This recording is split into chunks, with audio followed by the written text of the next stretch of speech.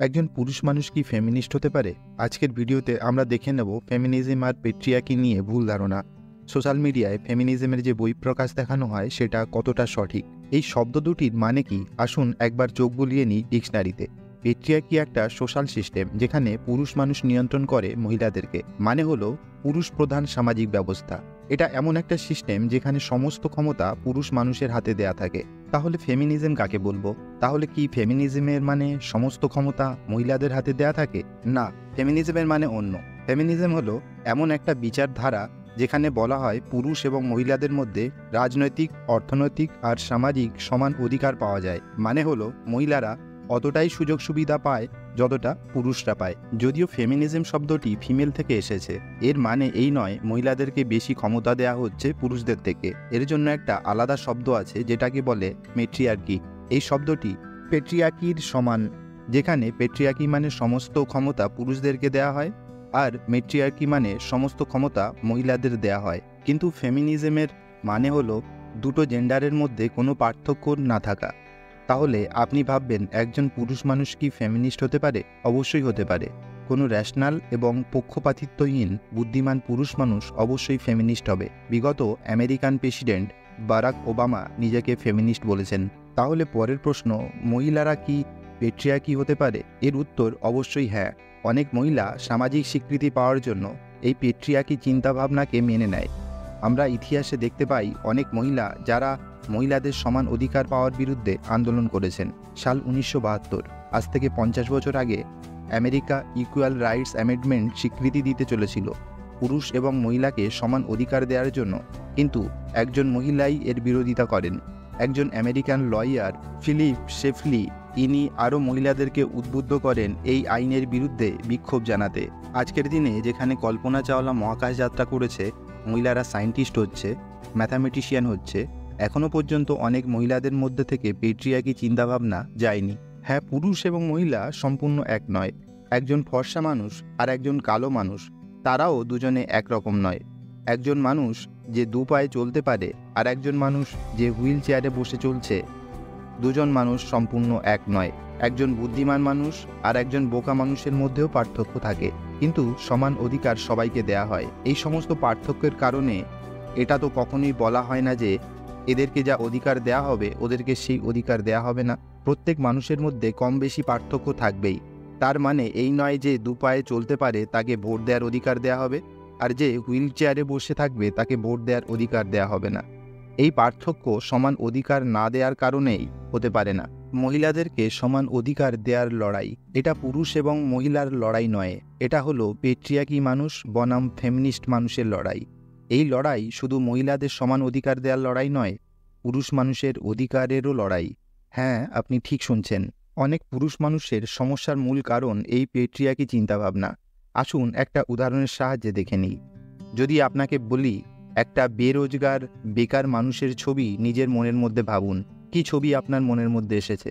নিশ্চয়ই একটা বেকার পুরুষ মানুষের ছবি আপনার মনের মধ্যে এসেছে। পুরুষ মানুষ বেকার হওয়ার চাপ মহিলাদের থেকে অনেক বেশি।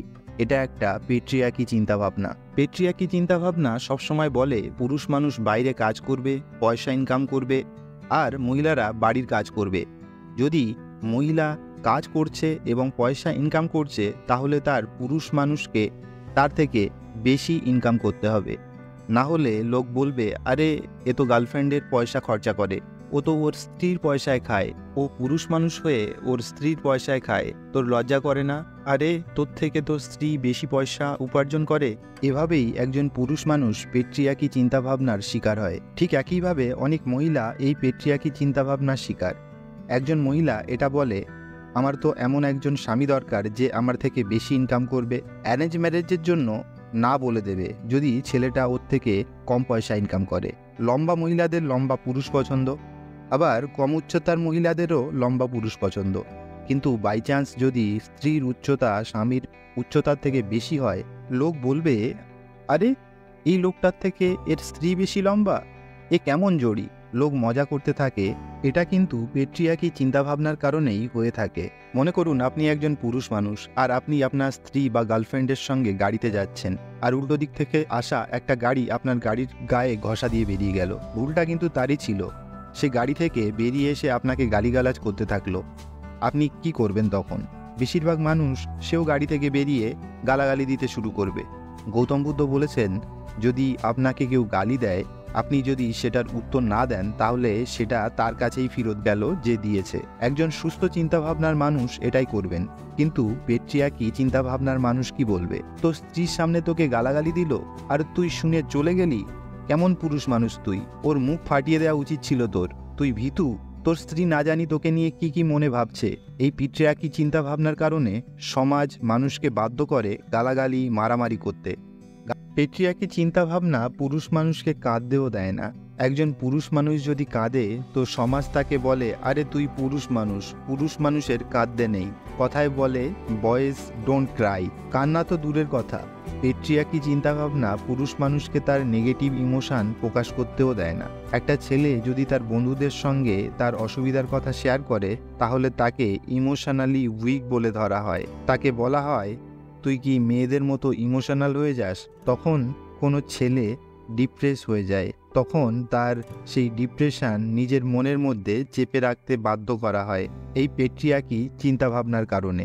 সেই কারণে দেখবেন পুরুষ মানুষের আত্মহত্যা করার সংখ্যা 2.5 গুণ বেশি মহিলাদের থেকে। এই জন্য যদি ফেমিনিস্টরা বলে পেট্রিয়ার্কি ভেঙে ফেলুন, তার মানে এটা নয় ওরা পুরুষ মানুষের বিরোধী। পেট্রিয়ার্কি এমন একটা চিন্তাভাবনা যেটা মহিলা এবং পুরুষ দুজনের জীবনকেই শেষ করে দিচ্ছে। যদি আমরা ইতিহাস দেখি, তাহলে রাজা রামমোহন রায়কে একজন ফেমিনিস্ট হিসাবে ধরা উচিত, কারণ উনি সতীদাহ প্রথা বন্ধ করার বিরুদ্ধে প্রচার করেছিলেন। ঈশ্বরচন্দ্র বিদ্যাসাগর, যিনি বিধবা বিবাহ প্রচলন করেন, এনারা কখনো পুরুষ মানুষের বিরোধী ছিলেন না। এরা মহিলাদেরকে সমান অধিকার দিতে চেয়েছেন। ভারতের সর্বকালের সেরা ফেমিনিস্ট সাবিত্রীবাই ফুলে, যিনি মহিলাদের জন্য প্রথম স্কুল বানায়। সমাজের পক্ষে থেকে এত অত্যাচার তাকে সহ্য করতে হয়েছিল যে রাস্তা দিয়ে যাওয়ার সময় লোক গোবর ছুঁড়ে মারত। সেই জন্য তিনি স্কুলে যাওয়ার সময় আলাদা একটা শাড়ি সঙ্গে করে নিয়ে যেতেন। তাহলে কি সাবিত্রীবাই ফুলে পুরুষ মানুষের বিরোধী ছিলেন? কখনোই নয়। সত্যি বলতে ওনার স্বামী জ্যোতিরাও ফুলে অনেক উৎসাহিত করেছিলেন ওনাকে। প্রথম ফেমিনিজম পদক্ষেপ শুরু হয় 1800 সাল থেকে 1900 সাল পর্যন্ত চলে, যখন মহিলাদের ভোট দেওয়ার অধিকার দেওয়ার যাত্রা শুরু হয়। এরপর দ্বিতীয় পদক্ষেপ শুরু হয় 1960 সালের কাছাকাছি। এখানে বলা হয় বাড়িতে লিঙ্গ বৈষম্য চলবে না। এরপর তৃতীয় পদক্ষেপ শুরু হয় 1990 সালে। এখানে বলা হয় ফেমিনিজম শুধুমাত্র উচ্চ বর্গের সাদা চামড়া মহিলাদের জন্য নয়, এটা সমস্ত শ্রেণীর মহিলাদের জন্য। অসুবিধা হলো সমাজে যারা আলফা পুরুষ হিসাবে ঘুরে বেড়াচ্ছে, এরা কখনো ফেমিনিজম নিয়ে এই সমস্ত কথা বলবে না। কিছু সিনেমাতে ফেমিনিজমের মানে অন্য রকম করে দেখানো হচ্ছে। ফেমিনিজমের মানে মহিলারা মদ খেতে থাকুক, ধূমপান করতে থাকুক, পুরুষ মানুষকে ইঙ্গিত করে কিছু বলতে থাকুক, এটা ফেমিনিজমের মানে নয়। কিছু সিনেমাতে ফেমিনিজমের মানে খুব সুন্দরভাবে প্রতিস্থাপনও করা হয়েছে। আপনারা পিঙ্ক মুভি দেখে থাকবেন। এখানে দেখানো হয় মদ খেলে মহিলাদের উন্নতি হয় তা নয়, কিন্তু একজন পুরুষ মানুষ মদ খেলে তার লিভার খারাপ করে, আর একজন মহিলা মদ খেলে তার ক্যারেক্টার সার্টিফিকেট হয়ে যায়। থাপ্পড় মুভিতে একজন মহিলা পার্টির মধ্যে থাপ্পড় খাওয়ার জন্য হাজব্যান্ডের থেকে ডিভোর্স নিয়ে নেয়। এখানে আলফা মেন্সরা বলে একটা থাপ্পড়ের জন্য ডিভোর্স নেওয়া একটু বেশি বাড়াবাড়ি। ভাবুন পরিস্থিতিটা যদি অন্যরকম হতো, একজন মহিলা যদি একজন পুরুষকে পার্টির মাঝখানে সবার সামনে থাপ্পড় মারত, তখন এই আলফা ম্যানরাই বলতো এটা ডিভোর্স নেয়ার উপযুক্ত কারণ। আমরা সোশ্যাল মিডিয়ায় লখনৌ একটা ভিডিও দেখি যেখানে একটি মেয়ে একটি ছেলেকে মারছে। কখনো কারো গায়ে হাত তোলা উচিত কাজ নয়। মেয়েটি একটি ধনী পরিবার থেকে ছিল আর ছেলেটি গরিব পরিবার থেকে। এই ঘটনাকে কোনো ফেমিনিস্ট সাপোর্ট করেছে? কখনোই করেনি। কিন্তু সোশ্যাল মিডিয়ায় ফেমিনিজমকে এভাবে দেখানো হয়, বলা হয় এটাই আসল ফেমিনিজম, এরকমই হওয়া উচিত। কিছু মানুষ পরিকল্পিতভাবে ফেমিনিজম মুভমেন্টটাকে বানচাল করে দিতে চায়। এরা কখনোই চায় না পুরুষ এবং স্ত্রী মানুষের সমান অধিকার পাক। এরাই প্রচার করে মহিলারা পুরুষদেরকে ঘৃণা করে, মহিলারা পুরুষদের ছেড়ে চলে যাক। আমরা এমন একটা সমাজ দেখতে চাই যেখানে স্ত্রী এবং পুরুষের সমান অধিকার পাক, সমান সুযোগ পান, সবাই ফ্রিলি ঘুরতে পারুক, নিজের মতামত প্রকাশ করতে পারুক। আমরা আজকের ভিডিওতে এটাও বলেছি পেট্রিয়ার্কি ভেঙে দেয়া কতটা দরকার পুরুষের ইমোশন প্রকাশ করার জন্য।